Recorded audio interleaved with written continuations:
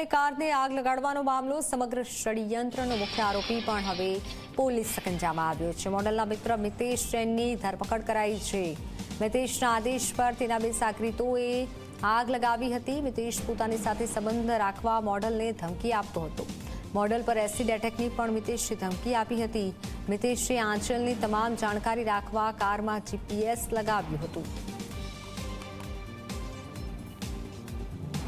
તો આ તરફ મિતેશ જૈનની પણ ધરપકડ કરાઈ છે। મિતેશના આદેશ પર તેના બે સાગરીતોએ આગ લગાવી હતી।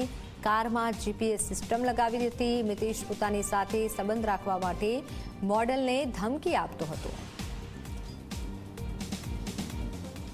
સુરત શહેરના વેસુ વિસ્તારમાં મોડલની મર્સિડીઝ કાર સળગાવવામાં બે આરોપીની ધરપકડ બાદ મુખ્ય આરોપીની અલથાણ પોલીસે ધરપકડ કરી છે।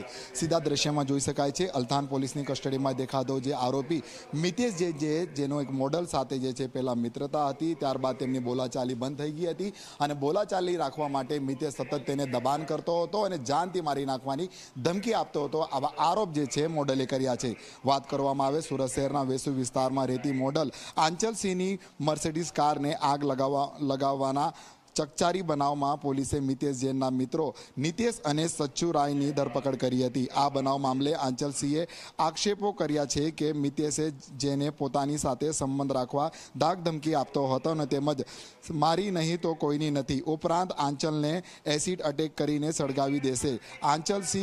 આંચલસિંહ કયા જઈને કોને મળે છે સહિતની વિગતો જાણવા માટે કારમાં જીપીએસ સિસ્ટમ પણ ચિપકાવી હતી। સાથે તેના સગા સંબંધીઓની પણ કારને નુકસાન કરવામાં આવ્યું હતું। આ સમગ્ર મામલે અલથાણ વેસુ પોલીસ મથકમાં કાર સળગાવવાની ફરિયાદ નોંધાવાઈ હતી। પોલીસે આ મામલે આ મિતેશના બંને મિત્રોની ધરપકડ કરી છે અને ત્યારબાદ અલથાણ પોલીસ મથકમાં પણ જે છે અન્ય એક ફરિયાદ નોંધાવી હતી કે મિતેશ સતત જે મોડલ આંચલ છે તેને ધાક ધમકી આપી રહ્યો છે, સોશિયલ મીડિયા પર તેના ફોટા વાયરલ કરી રહ્યો છે। આ ફરિયાદને લઈને અલથાણ પોલીસે હાલ તો મિતેશ જૈનની જે છે ધરપકડ કરી છે, તેની ઉપર ગુનો નોંધી વધુ કાર્યવાહી હાથ ધરી છે। કેમેરામેન વિજય બૈસાની સાથે પ્રશાંત વિરે જી મીડિયા।